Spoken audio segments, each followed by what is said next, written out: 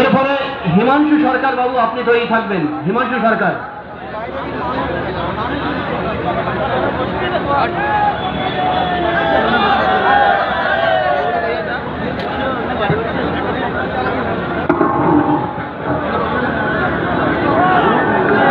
সর্বপ্রথম সমস্ত এরিয়া থেকে আসা আজকের এই আন্দোলনকারী, আজকের এই সংগ্রামীদের আমি অভিবাদন জানাই।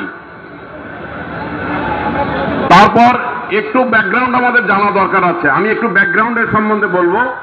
আর সবাই তো বলছে আমি একটা, যেটা অনুসূচিত জাতির ব্যাপারে, ওটাই বলবো।